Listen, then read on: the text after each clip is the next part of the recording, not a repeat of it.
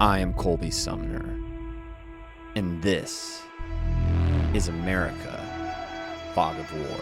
Pride of our nation, this day have set upon a mighty endeavor, a struggle to preserve our republic. Men's souls will be shaken with the violences of... The cost of freedom is always high, but Americans have always paid it. And one path we shall never choose, and that is the path of surrender. I can hear you! I can hear you! The rest of the world hears you! And the people who knock these buildings down will hear all of it. We're told that on his body was found a diary. Under the heading, My Pledge, he had written these words: America must win this war. Therefore, I will work, I will save, I will sacrifice, I will endure.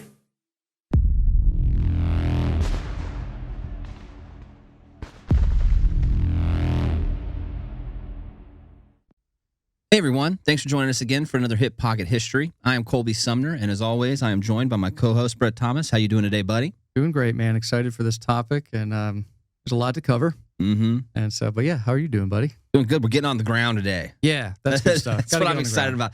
I mean, it's cool learning about the Navy. The air war is interesting as well. But you know, for yours truly, and I'm assuming you as well, I have a fascination with the ground conflict. Famous battle.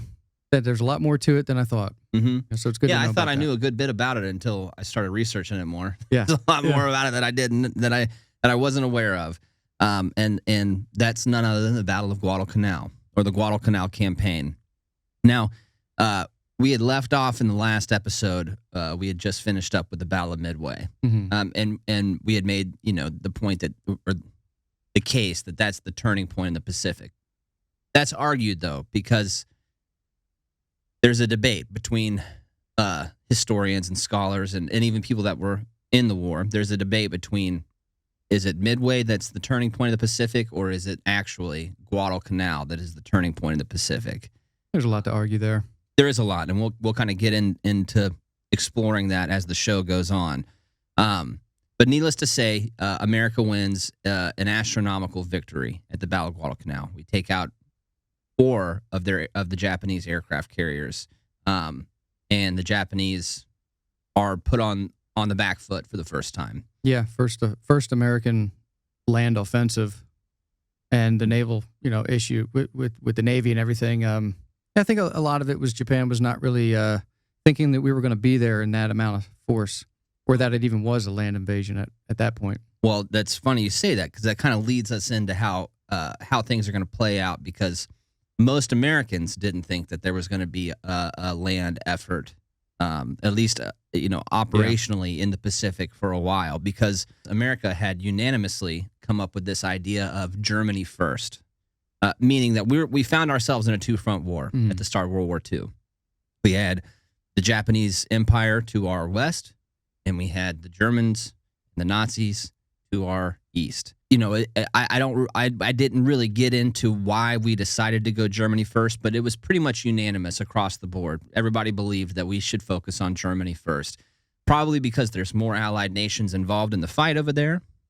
Maybe the threat of the Nazis kind of seemed more dramatic because they had captured and occupied most of Europe, and North Africa, and you name it, they had their hands in a lot of places. I'm sure the British had some influence on, us as well, and they're knocking on England's doorstep, right? Yeah. They're there. Over here first, guys, please, thank you. We need the help. Yeah. That being said, there would not have been any Guadalcanal campaign if it wasn't for this guy that I'm getting ready to talk about. His name is Admiral Ernest King. He is the commander-in-chief of United States fleets in the Pacific, and King did believe in a Germany first approach. A lot of people, especially like Australians and British counterparts, believed that King did not like that idea.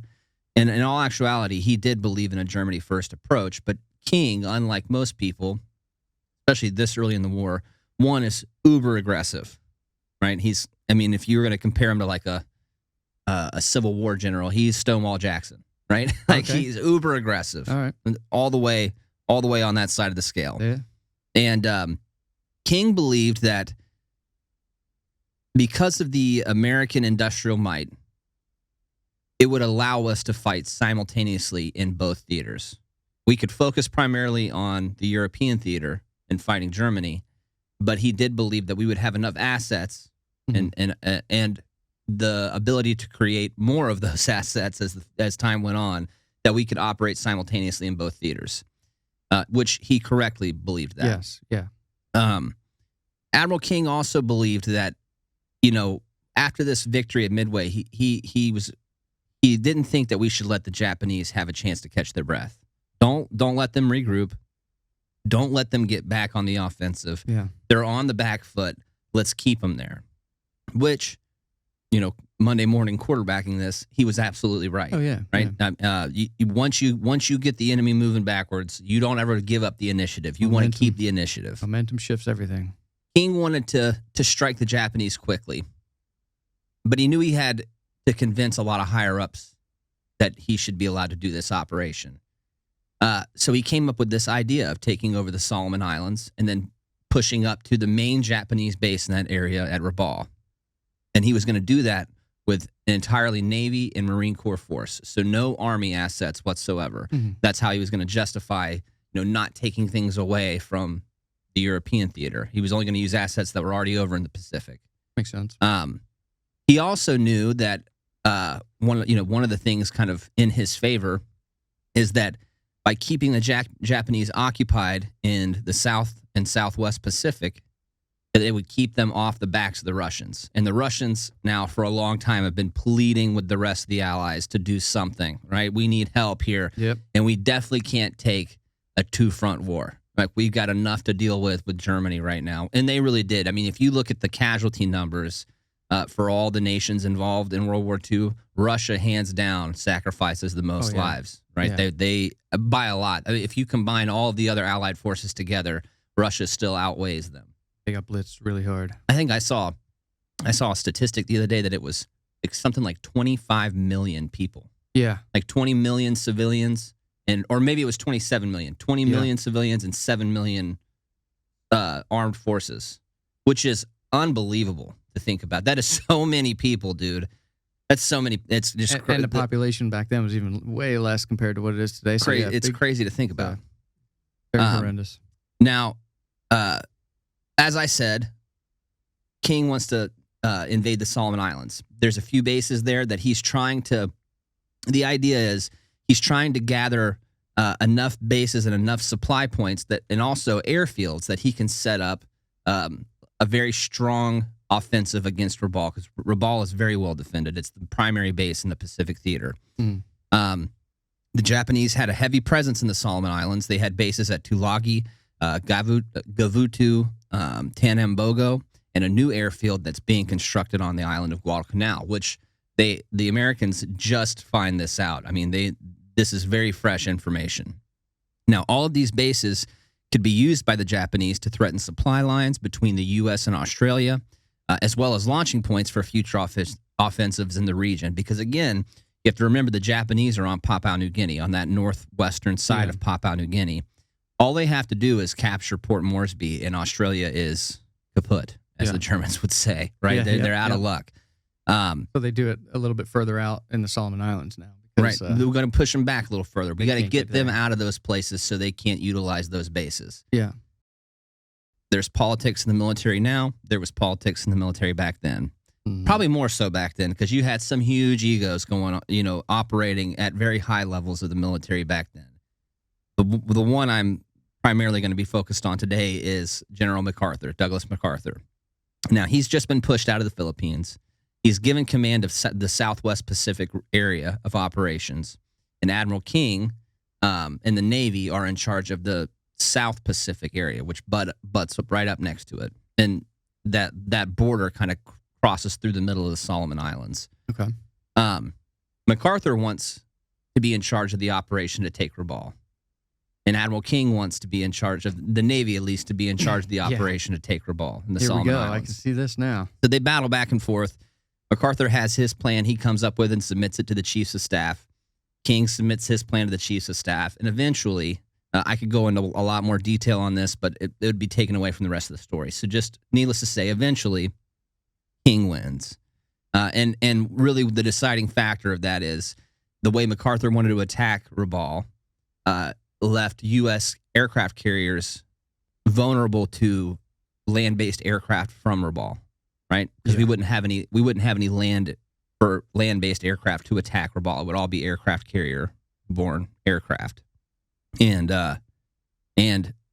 knowing he was right, MacArthur finally agrees, okay, we do need to take the Solomon Islands. Yeah. They go back and forth a little bit more because MacArthur still wants to be in charge, but eventually King wins out, and King is only going to use naval assets, so Marine Corps and Navy ships. Eventually, the Army does come into play, but initially, these initial attacks, it's going to be just the Marine Corps. So that leads us to the creation of Operation Watchtower. Now, Operation Watchtower is a 3-phase operation that Admiral King comes up with. The first phase is to seize the islands of Tulagi and Guadalcanal. Guadalcanal has an airstrip. Tulagi also is the way its harbor is there. It's very good for like water-based aircraft. You know, like the Oh, right.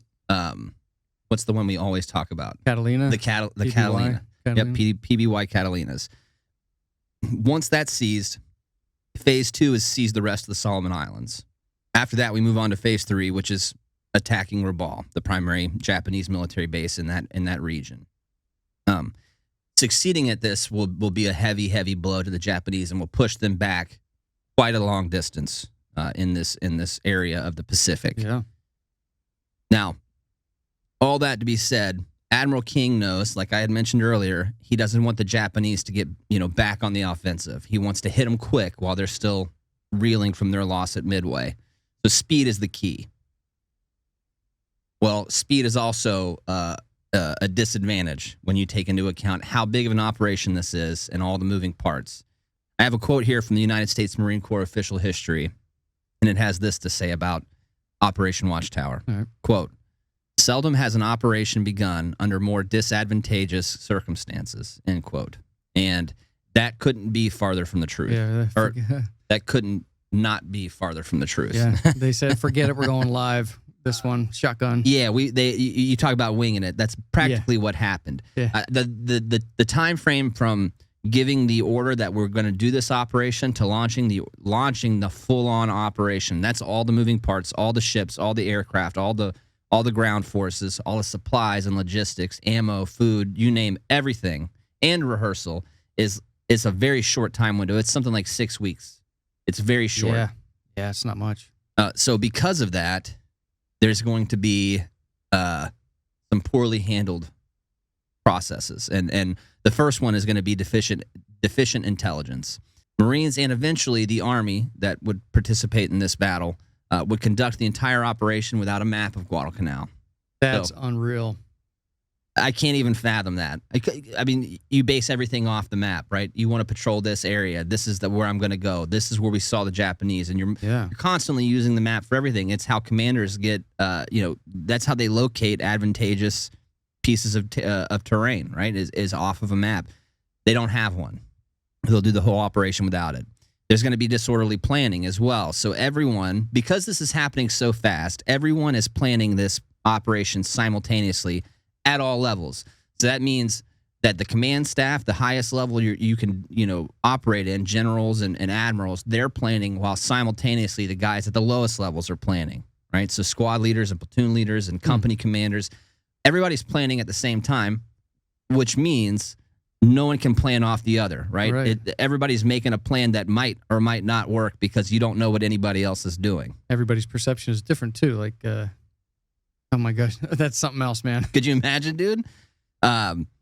There is a rehearsal for this operation, but it's a failure. The location is nothing like Guadalcanal, and all the troops are green, so that the way they operate is just not up to par. When you think, I equate this to we would do rehearsals for raids for high value targets. We would make tape houses. We've Yeah. talked about this before. Dry runs and stuff. Dude, for one house, you know, if you're going in for a high value target, so like a very small operation, right? You're not talking about a whole island and an airfield and all, you know, Right. you name it. For one house, you would rehearse that for a week at least, every day, multiple times a day, if not more. You would have everything in that op down to the specifics. This guy's lining up here. This guy has grenades. This guy's going to throw the grenades. This guy's doing this, X, Y, Z. Yep, This is how yep. we're marking the rooms. This is, you know, everything is planned out. This is our CASEVAC plan. This is where our casualty collection point. This is our secondary casualty collection point. You have it all figured A out, lot to it, man. right? These guys did one rehearsal. It was a flop. They never did it again. They just got back on the ships and started steaming towards the Solomons. Probably the biggest disaster is going to be how logistics and supplies are handled. So the troops sent to Guadalcanal are fresh out of training. They're armed with bolt-action M1903 Springfields, and they're only given a 10-day supply of ammunition. Now, Jeez. I have to weigh in on this because I would go outside the wire for one patrol with Yeah. at least a 10-day a 10-day supply of ammunition. I'd be carrying so much ammo, it would be stupid. Scary. Because you never want to run out of ammunition. I can't think of a worse feeling on a battlefield than going dry on ammunition, right? Like, Yeah, and there's no way that this is going to take 10 days. Nothing takes 10 days. no, but it's so early in the war. Yeah. MacArthur, his whole plan for taking Rabaul, he said he was going to do it in 17 days. Just Oh, I didn't know that. completely detached from reality. You know what I mean? Like expectations far outweighed the capabilities. Overconfident. I have to tell you, if you are in the military or if you're getting into the military, know your limitations and set your expectations accordingly. That's why units like Delta Force plan their own operations, because if it's left to someone else, they get in their head that these guys are superhuman. They're capable of achieving things that are just not possible, you know? Right. So you have to have realistic expectations. But unfortunately, the planners of this operation did not. The operation planners also reduced the supplies of food from 90 days to only 60 days. The men of the 1st Marine Division began referring to the coming battle as Operation Shoestring, because that's what they were hanging on by. Hanging on by a Shoestring. shoestring. That's a perfect evaluation right there. All in all, the Operation Watchtower force is going to number 75 warships and transport ships. That's going to be vessels from the U.S. and Australia, along with the 1st Marine Division. Now, all those negatives taken into account, the one plus that the 1st Marine Division has going into this battle, well, two pluses. One, their commanding officer they handled this operation outstandingly. There's no other way. I mean, they get a lot of praise. The Marines on Guadalcanal get a lot of praise to begin with, but it's absolutely deserved. Yeah. The further we get in this story, the more you're going to realize that they deserve it. But the other thing that the Marine Corps had going for them is a very special unit that was developed just before this, and that's going to be the Marine Raiders, Cool. which were stood back up while you and I were in the Marine Corps. They had been gone since World War II, and for the first time since World War II, they were stood back up. First as MARSOC, and then became known as Marine Corps Raiders again. Interesting. Yeah. Interesting. Early in the war, Chester Nimitz is going to request commando units, in air quotes, to conduct raids against slightly defended Japanese-held islands. The commandant's going to select the term raiders because he doesn't like the idea of copying the British with the term commandos. To be honest with you, the commandant at the time didn't want to call them anything. He said the term Marine would do just fine. And how many higher up Marines have you met that would say the same thing today, right? Oh, good, yeah. You're a Marine. You don't need any other title. Oh, they are Marines, but they're also special. We can give them another name. You know what I mean? But that being said, there were going to be 2 battalions created. The 1st Raider Battalion is going to be activated on February 16th, 1942.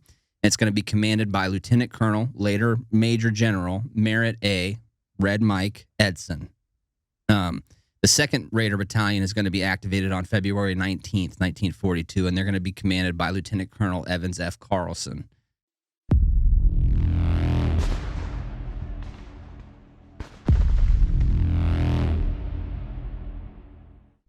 Hey guys, thanks for tuning in to another episode of America Fog of War. If you're listening on Apple Podcasts or Spotify, please make sure you subscribe to the channel and leave us a 5-star review. It goes a long way in helping us out and getting this show out to other people. If you're watching on YouTube, please make sure you give this video a like. Also, subscribe to the channel and hit that notification bell so you stay up to date on all of our latest content. If you're looking for more of America Fog of War or just a way to help the show out, then please consider becoming a member over at our Patreon. For just $5 a month, you get early ad-free access to all of our content, as well as numerous other benefits, and it goes a long way in helping us maintain, honor, and uphold the legacy of the American warrior. Thank you so much, and as always, stay frosty.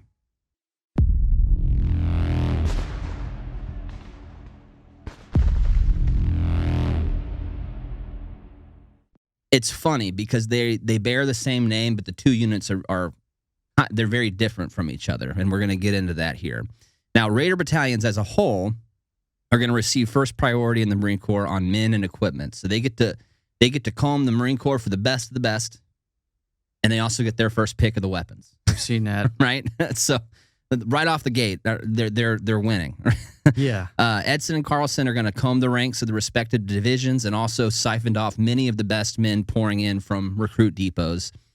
They had no difficulty attracting volunteers. The promise was they would be the first to fight the Japanese. And at this time, you know, in the wake of Pearl Harbor and Midway and Wake Island, everybody wants to get a hold of the Japanese. Yeah, everybody's eager for that chance. The Raiders also had carte blanche to obtain equipment, whether or not it was standard or issued. They could pick out whatever they wanted, and it played into how they organized their units. We'll start off with the 2nd Raider Battalion because they are, when considering what modern day Special Forces is, the 2nd Raider Battalion is the most similar to them. Okay. And I'll kind of explain the difference between the two 1st and 2nd Raider battalions and how they were organized and operated. But Carlson approached training his 2nd Raiders quite differently from the traditional doctrine of the Marine Corps. He reorganized his battalion, forming 6 rifle companies of 2 platoons each, and each platoon would have 3-man fire teams as its base unit. You know, you and I had 4-man fire teams. Yeah. That's pretty standard for what the Marine Corps had, at least towards the end of the war. Carlson wanted 3-man fire teams. And to give you a little background on Carlson spent a lot of time in China. Like, they had the term China Marines back then.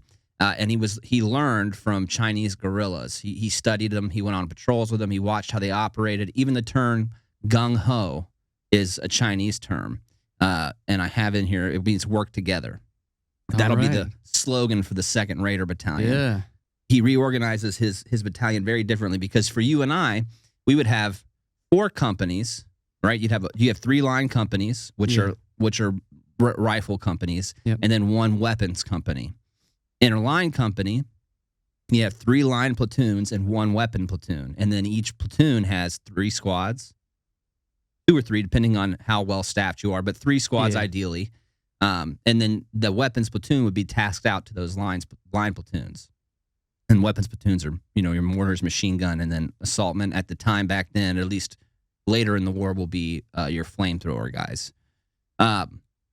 Carlson takes a very different approach. Each fire team, these 3-man fire teams, are going to have a Thompson submachine gun, a Browning automatic rifle, and the new M1 Garand, which is a semi-automatic rifle instead of the bolt-action 1903 Springfields. Yeah, that's the setup right there in a small unit. So right off the rip, his units can boast extreme firepower at all distances, right? You have one guy, he can be super accurate with that M1 Garand. You got another guy that can lay down long-distance machine gun fire with the BAR. And then if you have to get into some close fighting, you got the guy with the 45 millimeter Thompson, right? He can just rock and roll all day long. He also inculcated the unit with an unconventional military philosophy. It's a mixture of Chinese culture, communist egalitarianism, and New England town hall democracy. So meaning, kind of sum that up, every man is going to have the right to say what he thought about, you know, the practices and what's happening in the unit. And their battle cry is going to be, as I mentioned before, gung-ho. But the most impressive thing about this mindset is that officers would no longer have greater privileges than the men they commanded. Rank didn't just give you perks for having rank. They would lead by consensus rather than rank. So essentially, it sounds like they got to pick their commanders. Whoever was the highest performer, the hardest charger, would be the guy in charge. That's really cool. Right? I thought that was pretty interesting and unique. Now, they would also be ethical in their doctrination. Carlson described it as giving conviction through persuasion. Basically, he wanted to ensure that every man knew what they were fighting for and why they were fighting for it. He's rarely going to grant liberty. Sometimes he's even going to hold musters in the middle of the night just to catch anyone that tried to sneak off for a night on the town. Right? So he takes that very seriously. He keeps all his guys sequestered at their camp. Their training is going to focus heavily on weapons practice, hand-to-hand fighting, demolitions, and physical conditioning, to include an emphasis on long hikes. You and I are very familiar with those. They suck. But if you're going to be in an elite unit, you got to be able to do it. Hence, that's why units like Delta Force, their entire selection process is rucking. I mean, really, that's what it boils down to. There's numerous books on this. There's been numerous interviews on it. It's rucking, right? How good you are at rucking long distances over rough terrain. As the men grew tougher and acquired field skills, he started shifting their focus to more night work. And again, in an era where there is no night vision capability, you have to train it because it's going to be super difficult if you don't. Yeah, they're going to be out there. Carlson's system of organization and training was designed to create a force suited for infiltration in the attainment of objectives by unorthodox and unexpected methods. He really is trying to make a raiding force, a guerrilla force, right? That's why I say they're more in line with special forces we think of today. Right. At least like the super elite ones. Like a thing that people don't quite understand when you're breaking down the difference between all these special forces units. When it comes to like Delta Force, what's the difference between Delta Force and the Green Berets? Don't know. I could go into a big long spiel on this, but the Green Berets are unconventional military units, but they're designed to work in a conventional capacity, right? They go insert and they work with local national units, and they train them up and then lead them into battle. Or if they're doing like direct action, it's unconventional methods. They infiltrate and do all this stuff, but they're operating as a conventional military unit in a sense.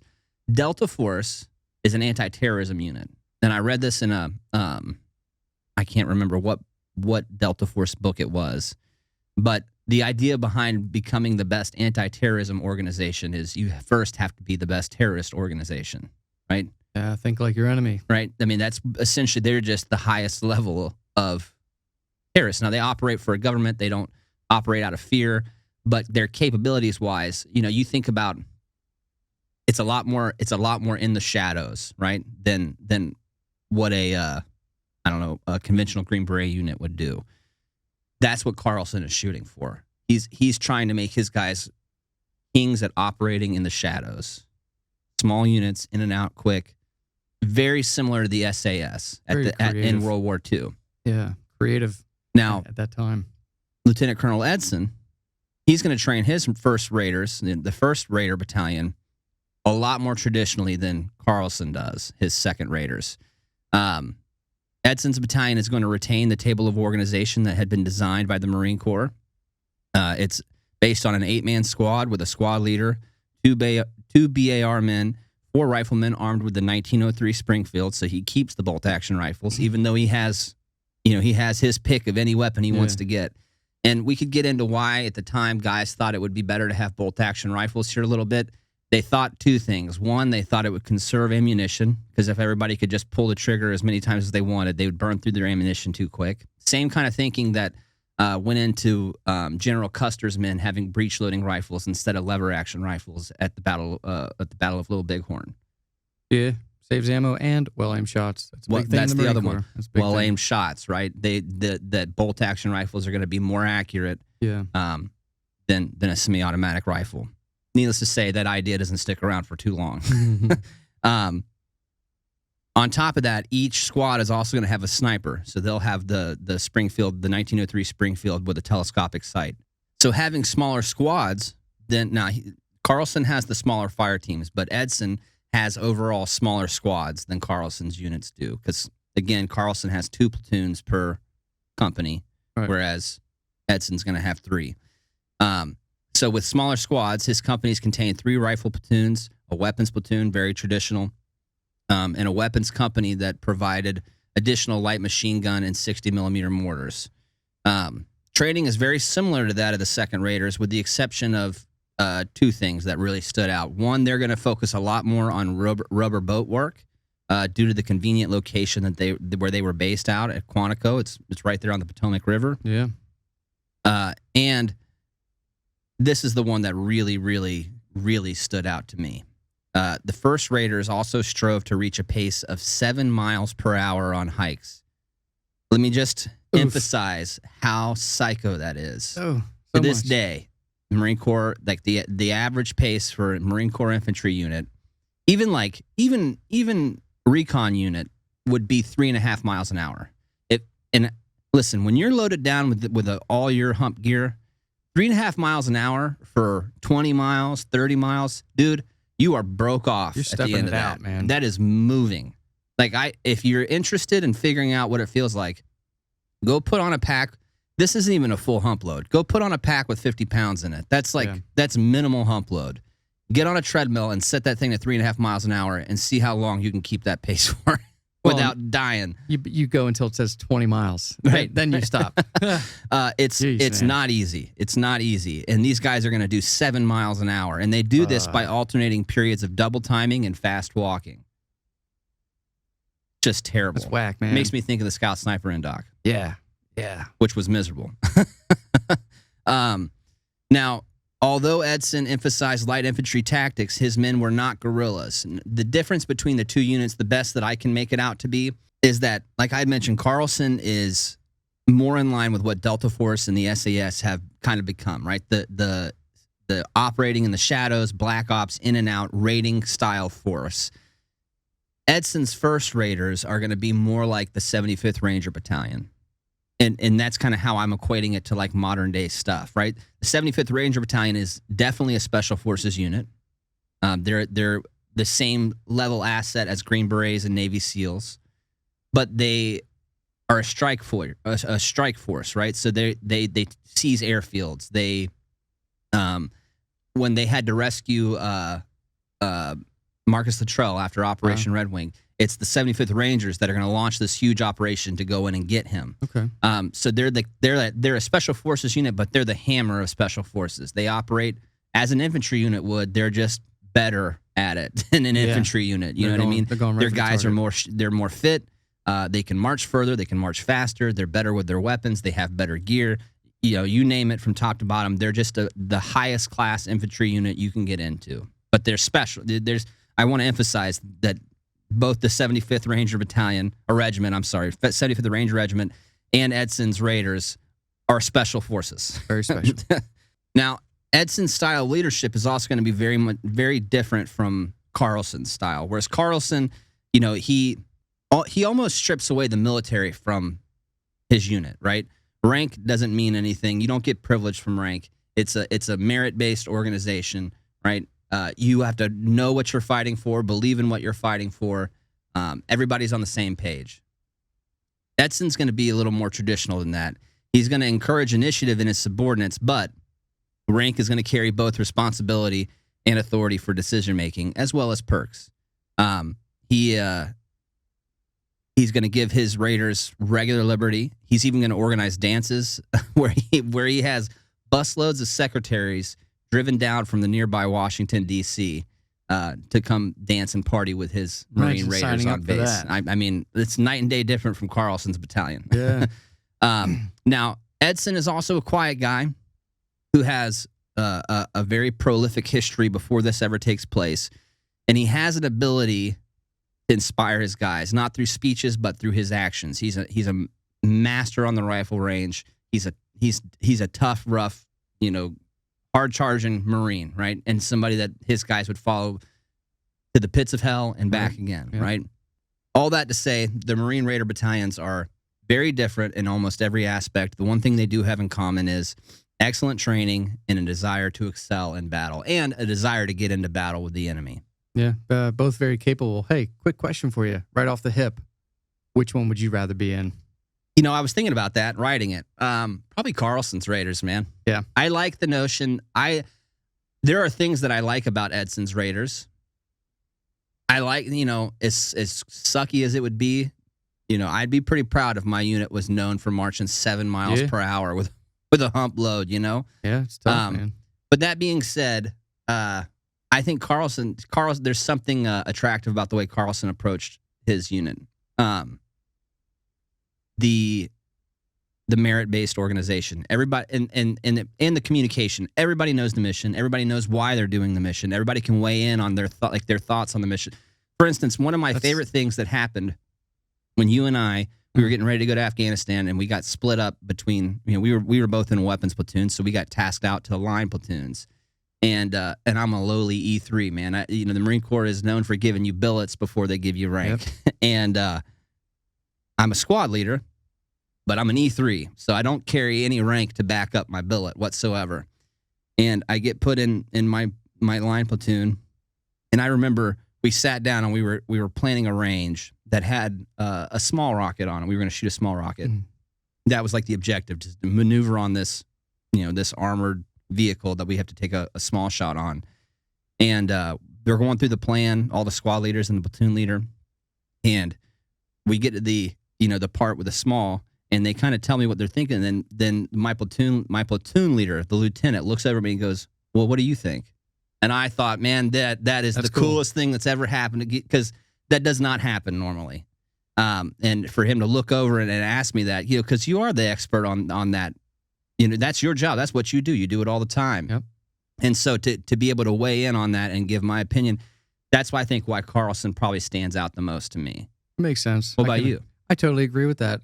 Because of Carlson, and that probably that sole point, it would sell me as well, because even before the breakdown, before we were officially tasked out to each platoon, we did certain field ops with other platoons when we were, with some be maneuver elements, some be defense, different field ops. And I can remember platoon commanders, and I'm pretty sure of the one you're talking about right now, would ask me, "Well, what do you think of this? How about this? You're duty expert, and you have to employ this weapon system with your squad attached to my platoon." Well, it makes sense. And but unfortunately, where I went, I didn't have that. That never happened again. Well, but it is what it is. This is a big teaching point for anybody that's in the military, and you don't have to be an officer for this to be a teaching point. Yeah. It is never wrong to get the opinions of the guys that you're going to be leading into a fight.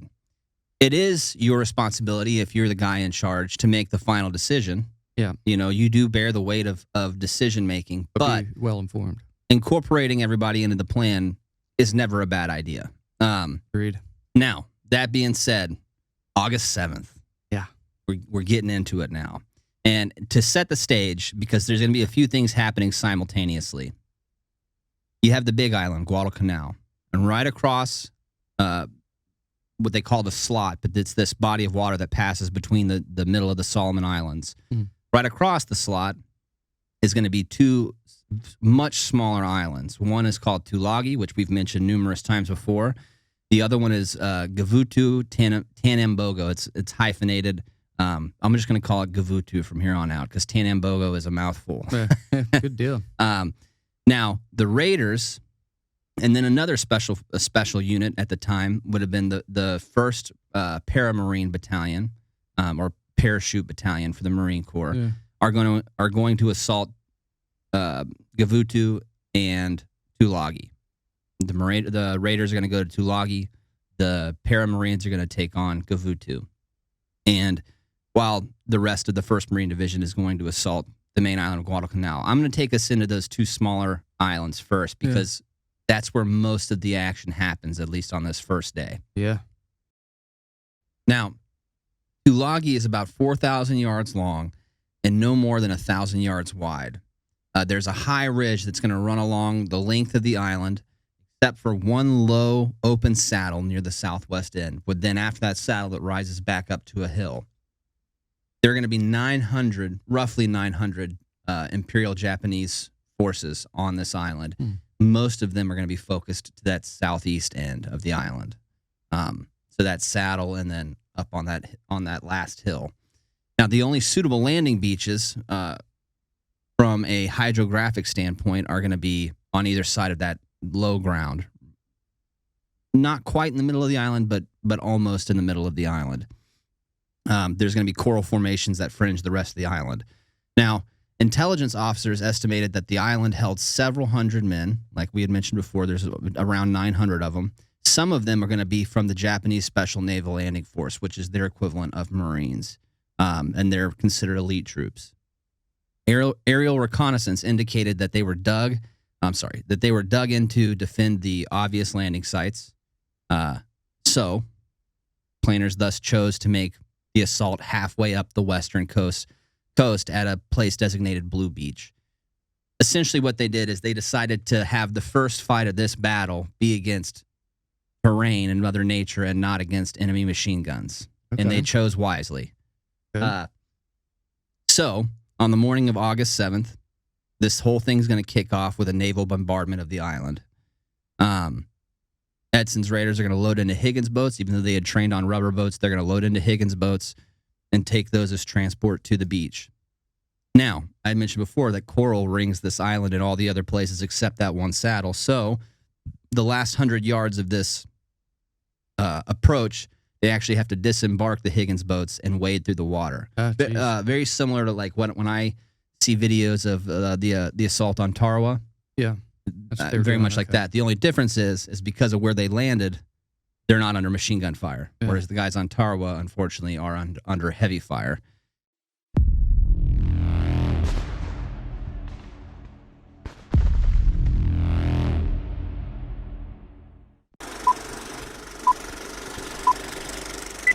I think hey might be a better idea to start. Hey, thanks for watching our show. If you're looking to get more out of America... Here we go. Hey, thanks for tuning in to America Fog of... Hey, thanks for watching our show. If you're looking to get more out of America Fog of War, or if you're trying to get more of America Fog of War, or are looking... Hey, thanks for tuning into our show. If you are looking to get more from America Fog of War, or are looking for a way to help us, or you're just looking to help... No, just. Recut. If you're trying to get... If you want more content from America Fog of War, or you're looking for a way to support the show, consider becoming a Patreon. Wait, a Patreon? It's a patron. Instead of consider becoming a Patreon, consider joining our Patreon. Okay. For just $5 a month, you can... For just $5 a month, you can submit questions to be answered on air. Log into a monthly Zoom call with either Colby or myself to discuss related topics, to discuss U.S. military history or any topic related to it, and gain early ad-free access to all of our content. And gain early ad-free content to all of our content. And gain early ad-free content to all of our access content. And gain redo. Visit patreon.com/America Fog of War or click the link in our description and help us to maintain the legacy to help us honor the legacy of the American warrior. Hey, I'm not that good at this. If you like the show, join the Patreon for $5 a month. Thank you.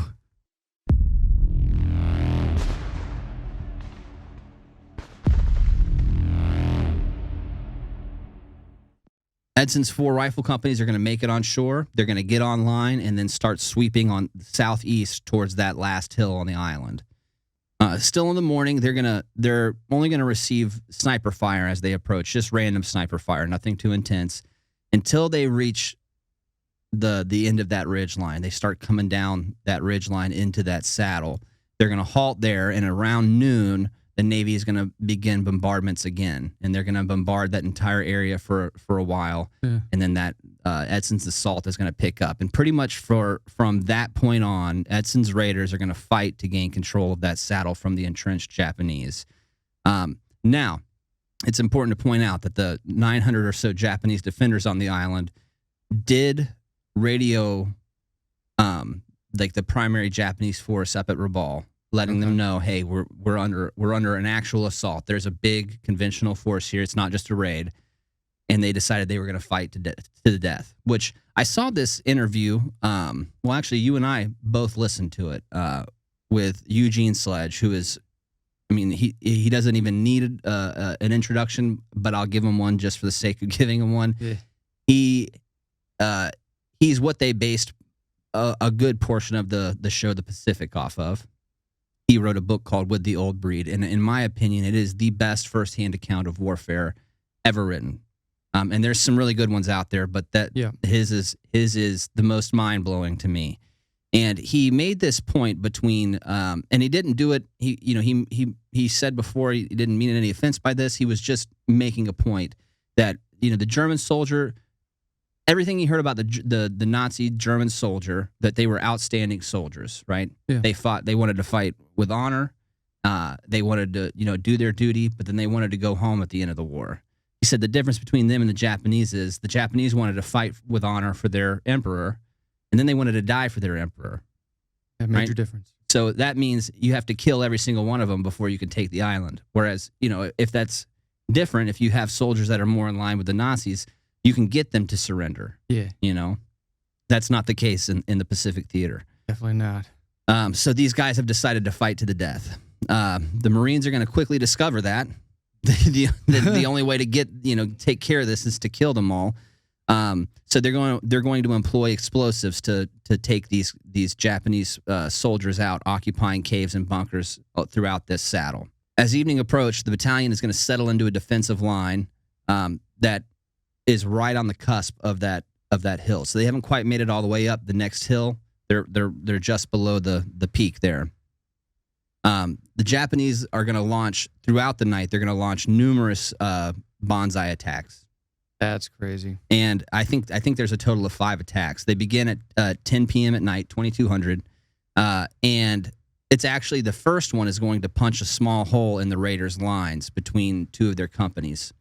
It's so touch and go for a minute that Edson's headquarters tent is almost overran. Guys are getting into hand-to-hand combat. There's a few machine gun positions that get taken over by the Japanese, and then quickly the Raiders push them back out of it. Dude, maybe I missed it, but I remember you saying 900 on the island of Japanese forces. How many Raiders are we talking about here? I searched and searched and searched, and I could not find that number. But if it's a battalion, I would guess 900 or less than 900. I would say that they're very equivalent. Okay. I think the forces are fairly evenly matched. Now, in all fairness, one thing I haven't mentioned, 2nd Battalion, 5th Marines are also going to be assisting on the island of Tulagi. The reason I haven't mentioned them, though, is because the Raiders are taking the brunt of the fighting. Yeah. When the Raiders land, they turn to the southeast and get online and push southeast. Okay. 2-5 is going to turn to the northwest and push that way, clearing out the rest of the island behind them, which there really wasn't any Japanese troops that direction. Yeah. So they're in the rear of the Raiders. So we do have a much larger force than the Japanese, but the ones that are actually in the fighting is just Edson's battalion. Okay. So it's fairly evenly matched numbers-wise. But that being said, for the night fighting, the Raiders are going to hold their ground. Now, good. This is also the first time that U.S. troops are going to be confronted with Japanese attempts to infiltrate the lines. They call it infiltration. Mm. Eugene Sledge talks about this numerous times. Oh, yeah. Japanese would try to low crawl or sneak in and get into a foxhole with you. And hearing him describe it, because we've been to combat, so I feel like I have a better ability of imagining some of these things. I've never heard anybody get into a hand-to-hand fight with somebody, right. But I can picture it, right? Like, yeah. I can, and I probably don't do it justice, but I feel like I can picture it better than I could have before I went to combat. Sure. But hearing him describe it, man, the noises that are made in the dark, because no one can come help you. Yeah. You get out of your hole, you might get shot by your own guys, which happens. It doesn't happen a lot, but it happens, right? Because everybody's freaking out. Yeah.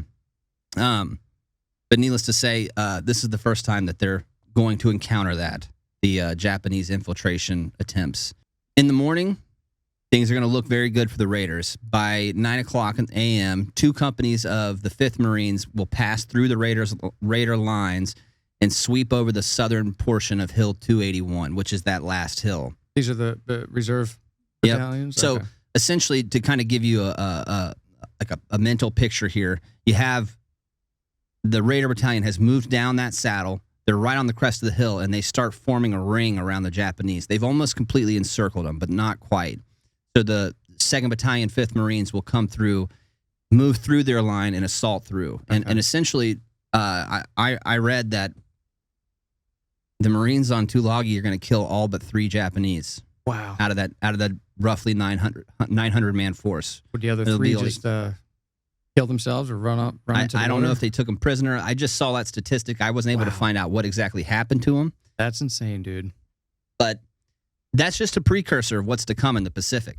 You know, I mean, it's that's some fighting, dude. That's listen. It's one thing to have to like wound an enemy or to kill enough of them where they want to get out of the fight. Yeah. But to have to kill every single one, because one guy can do a lot of damage. Audie Murphy taught us that. Yeah. You know, so much. And not only that, you know, you have, which we'll get into later, but American medics and corpsmen, they're operating under the Geneva Convention. So anybody that's wounded, they have to treat, right? Right. A lot of the times, the Japanese they're not operating under that. It's Bushido code or something that they're operating under. The Japanese would, you know, pop off grenades when the medics would come to help them. Yeah. All kind of crazy stuff. You got to comb through everything because they're underground and they're in things and around things because it's really, it's tropical. It's like a jungle warfare where these guys are. It's nightmarish. But needless to say, by 1500, 3 p.m. on the 8th, Edson declares the island secure. For the next few days, that doesn't mean the fighting is completely over. The next few days, Marines are going to go through the island, you know, bit by bit, and fend off occasional infiltrations at night. But they're going to kill almost every single one of those Japanese soldiers on that island. For the Marine Corps, the entire battle, the Raiders suffered 38 dead and 55 wounded. There was an additional 33 casualties among other Marine units on the island. But again, all but 3 Japanese defenders are going to be killed on Tulagi. Guys are doing work out there. Now let's get over to Gavutu with the 1st Marine Parachute Battalion. They're going to go ashore at 1200 on August 7th with 397 men. So 12 p.m.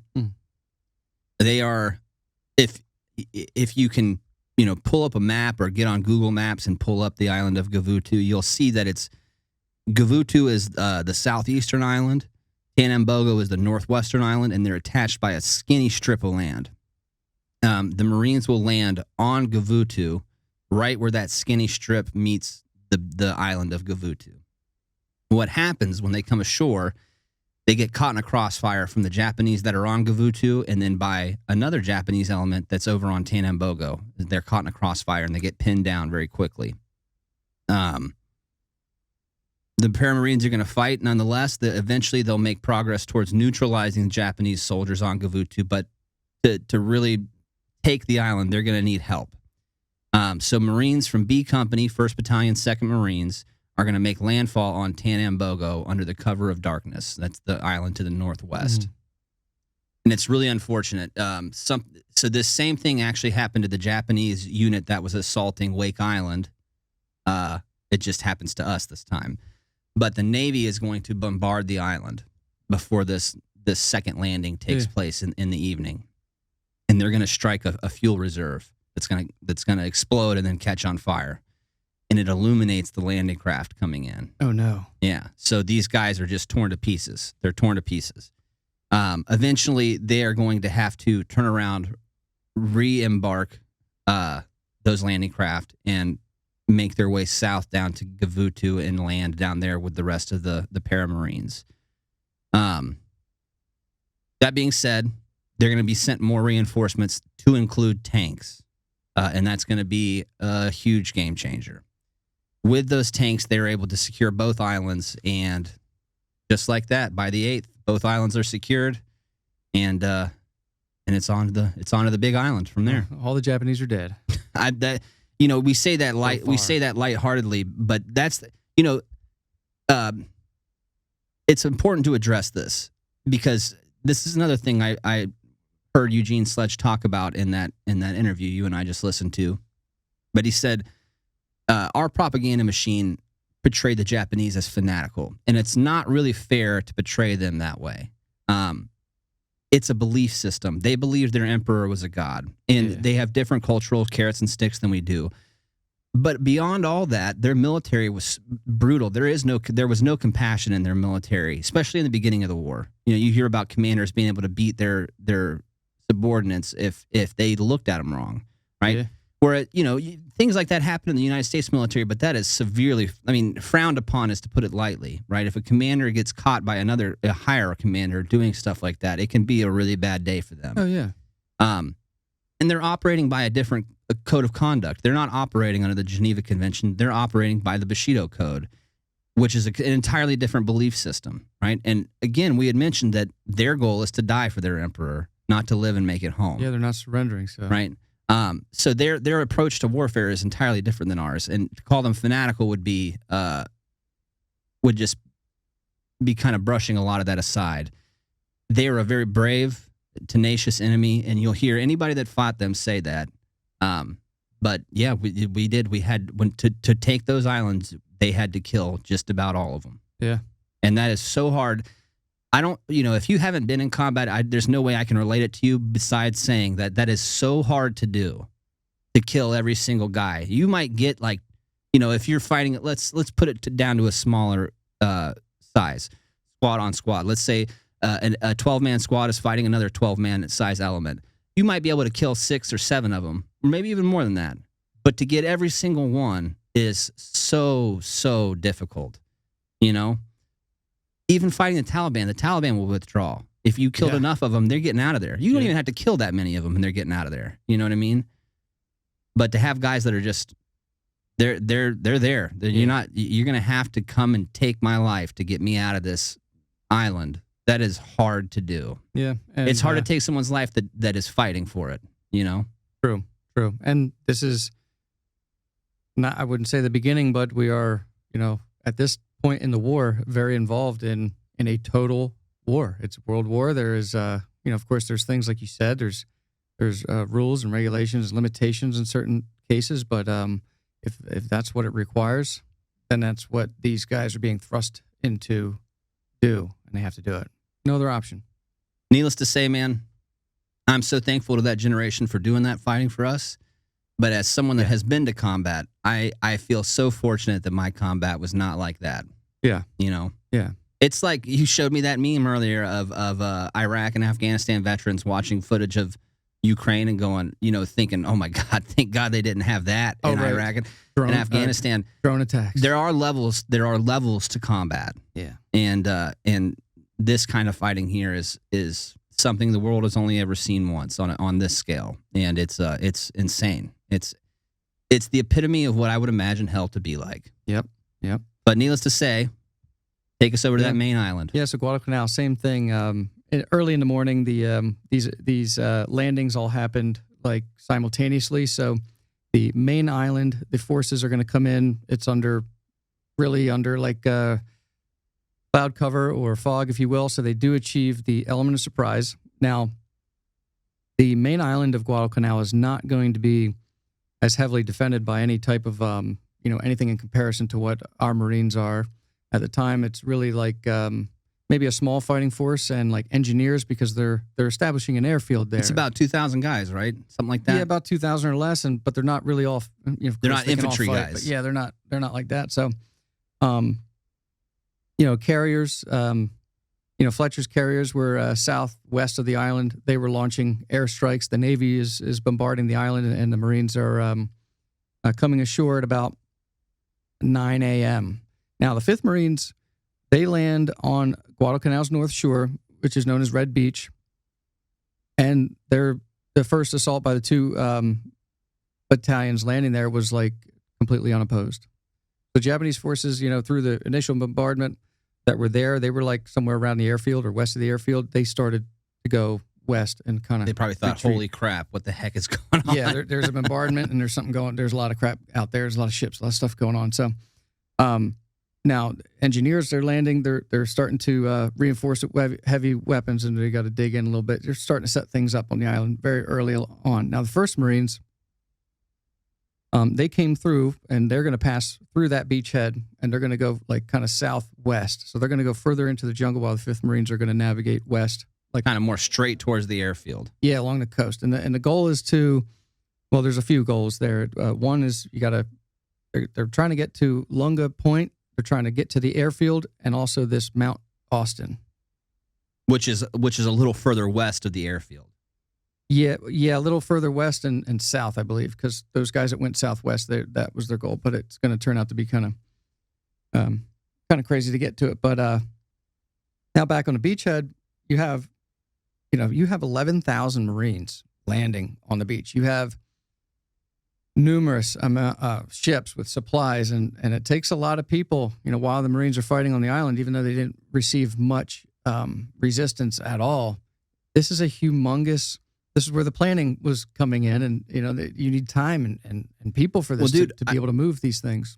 We saw an interview of a guy at the Naval War College giving a talk on this campaign, and saying that if they would have shown the plans to this operation to the guys that were planning the operations in 1944 and 1945, they would have said it was impossible. Right. And you have brand new. I mean, listen, we haven't done this. This is our first offensive campaign in the Pacific. Yeah, no one has done any of this yet.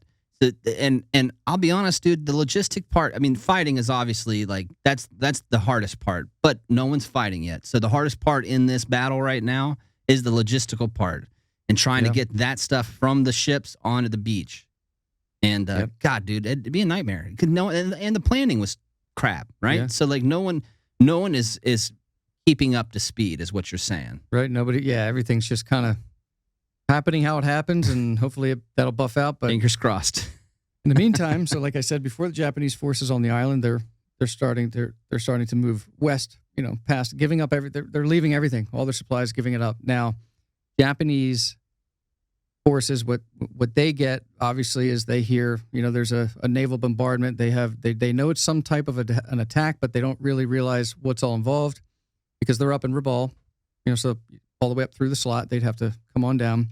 Now, what they did do was they launched 2 waves that afternoon of land-based bombers, and those bombers were hitting some of these ships, some of these supply ships and destroyers and stuff, and also hitting the land, hopefully trying not to hit the airfield because they're trying to build an airfield, but the Marines there have to deal with they're being bombed from the air.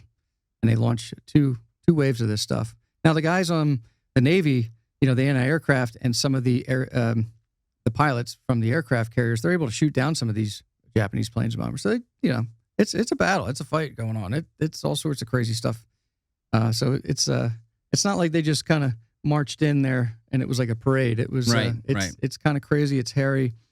So the 7th is on actual Guadalcanal for the Marines there. They're able to manage and everything is going along. Now, by the 8th, they had navigated through this jungle terrain, and they capture the airfield. Now, at the time, the airfield wasn't very long, but they're going to name it. The Marine Corps has a tradition, and everywhere we've ever been together, in the Marine Corps and anywhere else for that matter, any patrol base or any FOB or anything is always named after a Marine that had gone before and usually didn't make it in their honor. And within maybe 72 hours, maybe 48 hours, they named it Henderson Field after Major Lofton Henderson. And he was a pilot. He was not a captain. He was a major, and he was killed in action on June 4th during the Battle of Midway when he was leading 16 Marine Corps aircraft in the attack against the Hiryu. And he was awarded the Navy Cross for his actions. So the airfield's named after him.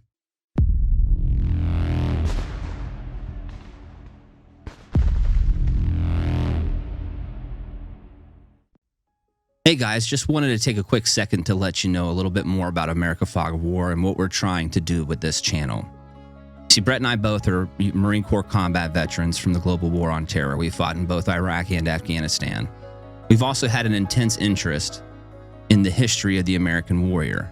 Now, it would be a lie to say that our opinions aren't somewhat biased, but after all of the study, the research, and things that we've seen with our own eyes, we are both confident that the greatest warrior the world has ever known is the American warrior.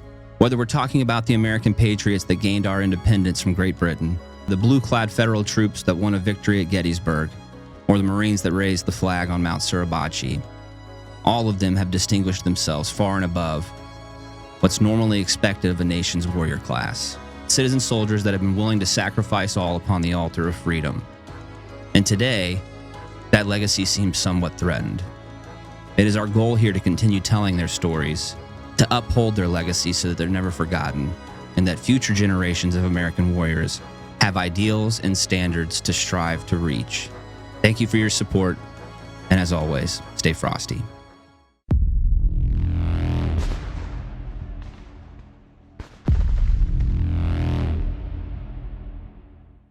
Now, originally the plan to take Mount Austin was dropped because of the jungle movement and Couldn't get maneuvering through it. It's like, forget this. We can't do that right now.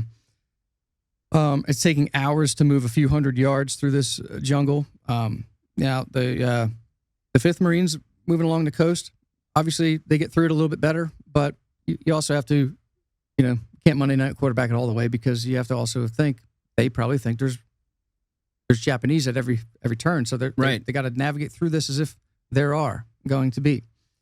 Now, when they get over to, by the time they overran that airfield, like I said before, there was lots of equipment. The Japanese had left supplies, ammunition, food, everything. So this is what they're doing. The only damage to things that they found was from the pre-invasion bombardment from our guys, and maybe the bombing and all that stuff that the Japanese were going to be conducting. But at this point, by the 8th, everything's going good on the big island of Guadalcanal there, and on the North Shore, everything. The Navy is operating. The Japanese bombers, like I said, had come through.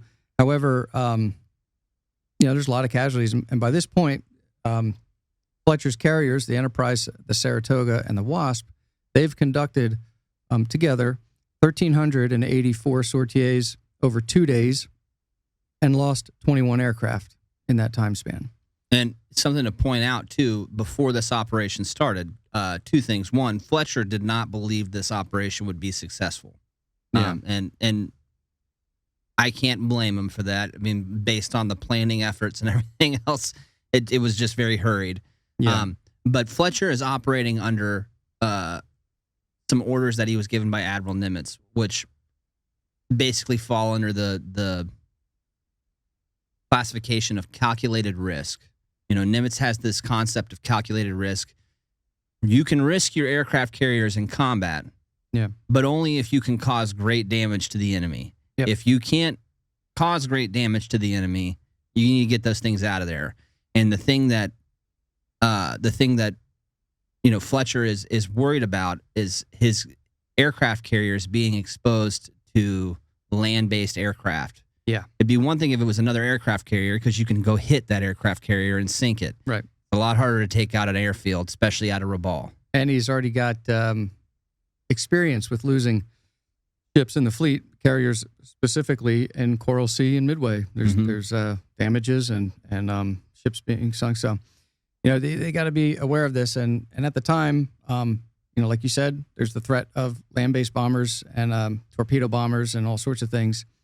Plus his fleet running low on fuel. He's going to ultimately decide that it's time to depart for whatever reason. He's like, many reasons, but he gets the carriers out of there. Now, the problem with that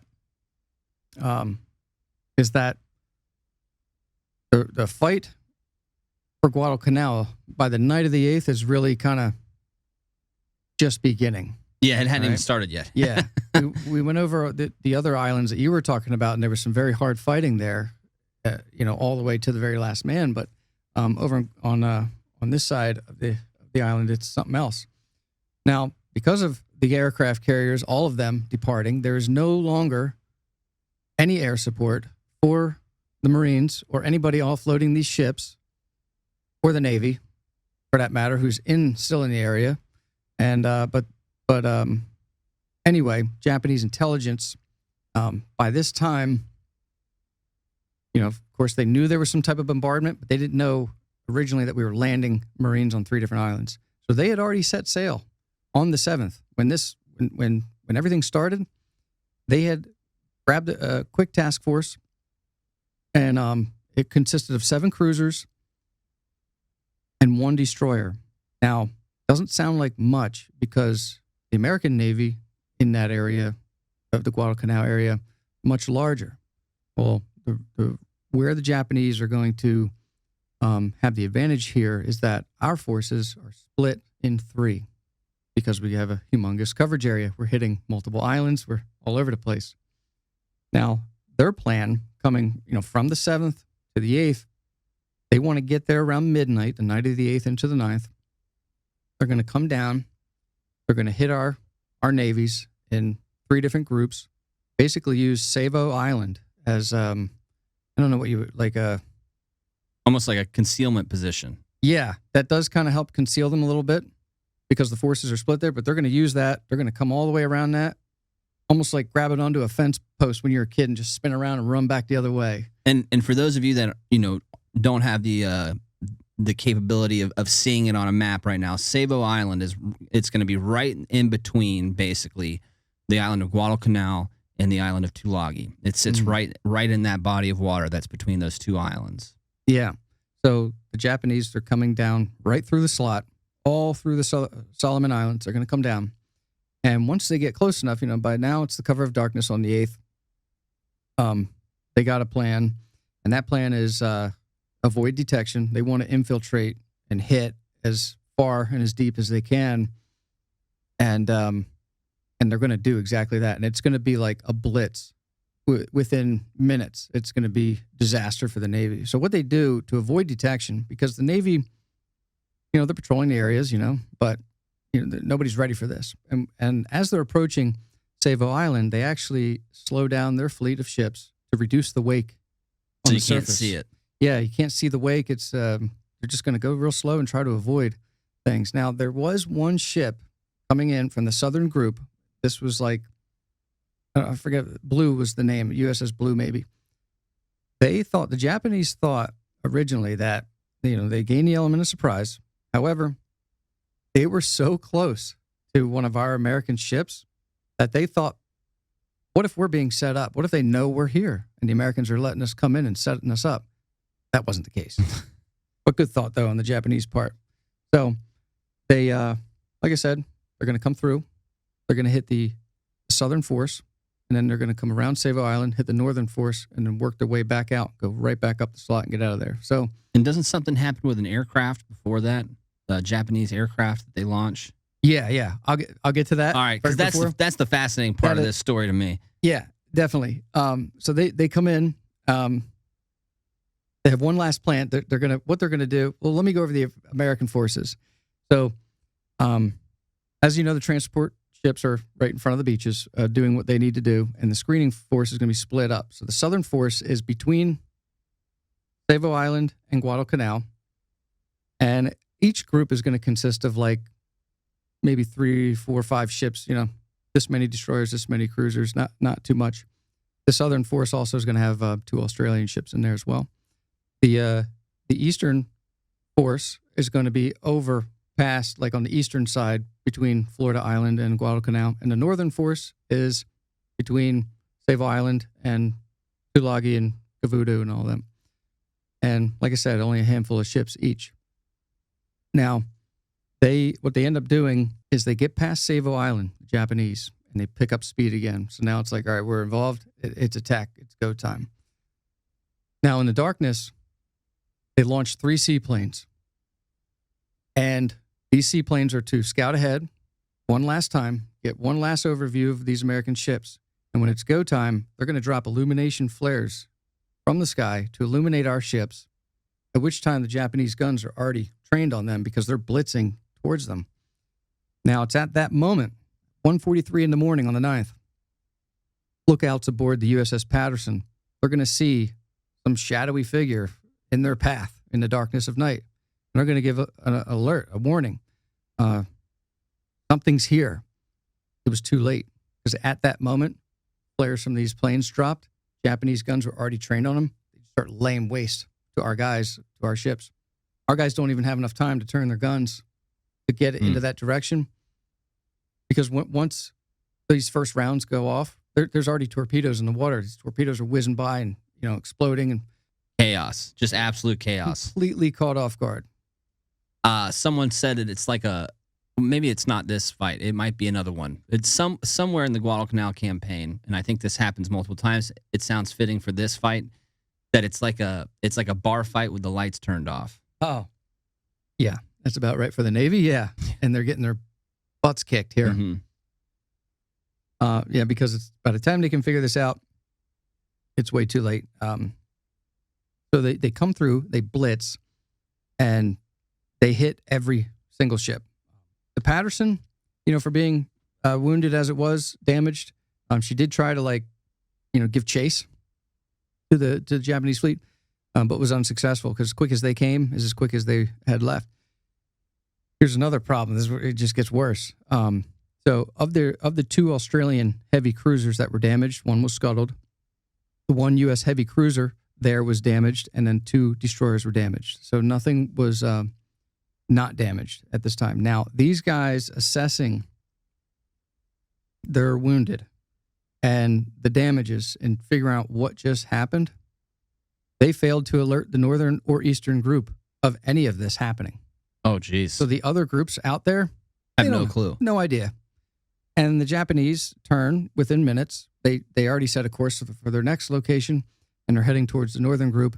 And it doesn't take long after. And, as American forces and Japanese forces are kind of approaching each other, somebody sees something. Something happened to where they were like, hey, those are Japanese ships. We got to fire upon them.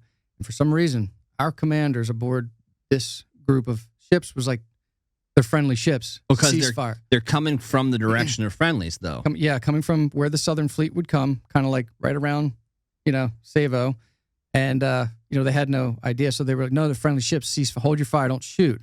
Well, it was at that moment that the Japanese, already trained on our guys, fired their weapons for full effect. Yikes. And these guys, same thing, caught off guard. This time, way worse, way more fatal. We had 3 heavy cruisers sank. Oh my gosh. And this is in minutes. The whole battle happened quick. The first attack was at 1:43 a.m. and all guns fell silent by 2:15. Jesus. Yeah, and our fleet is just left completely roadhouse destroyed.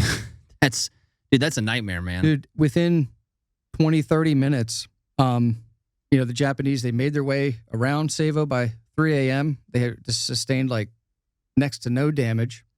Our guys in the first naval engagement of the Guadalcanal campaign, and also one of the worst defeats for the United States Navy ever, they racked up, unfortunately, 1,023 dead and another 709 wounded. Good God, in one night, man. In half hour, 45 minutes. That's crazy. Yeah. Now, one thing that the Japanese, what they did not know during this blitz, the goal was actually to come down further and hit the supply ships and stuff like that. But they still assumed that American carriers were in the area, so they wanted it to be a blitz, get out, because they were afraid They were worried about air attacks. Air attacks launching, and they would just easily catch right up to them. So, to say the least, the Navy in this first 2 days rather, is taking the brunt of things. You think land invasion, you think the Marines are going to be getting after it and getting banged up and all that, but the Navy is sustaining humongous casualties and damages out there. So, the fight really is just beginning for the main island of Guadalcanal.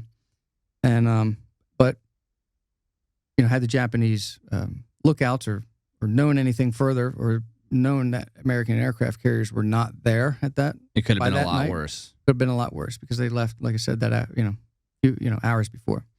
Now, because we're into the 9th, the Marines, they're pushing through further west of this location, and they're at this point they're setting up a perimeter around the airfield. And what they find is more supplies. They find everything that the Japanese left behind, And but I don't think there's much fighting still, even on the 9th yet. But it's going to be. There's going to be. It's coming, and they're setting it up. And they're kind of geared more towards thinking that it's going to be an amphibious assault. Yeah.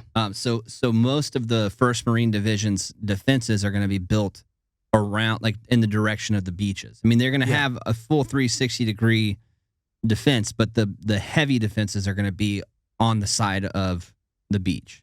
Yeah. Not inland. Yeah. And I think the 5th Marines would be more facing inland until, I guess, reinforcements come or the guys come from the other islands. They'll eventually make it down.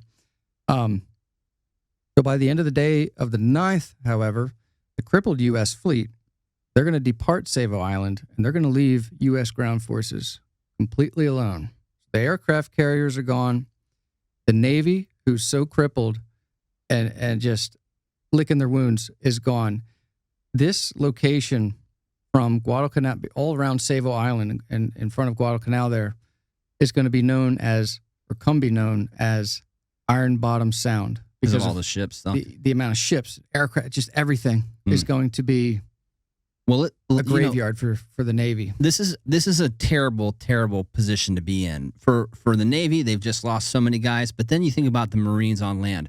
So first off, all the unloading of supplies, the few supplies that we did bring in the grand scheme of things, isn't completed by the time they leave. Right? Oh no, it's not completed. It's not completed. So now they already had a minimal amount of supplies to begin with. Now they have even less. They portray this in the Pacific, but imagine being on Guadalcanal, seeing this, this naval battle at nighttime, all these explosions and fireballs and ships sinking, and then the sun coming up in the morning and seeing that it was your ships and they're gone. Yep, everybody's limping and going away. You're on your own. This island will become known as Starvation Island because of this. Yeah. This Battle of Savo Island. Yeah. Savo Island.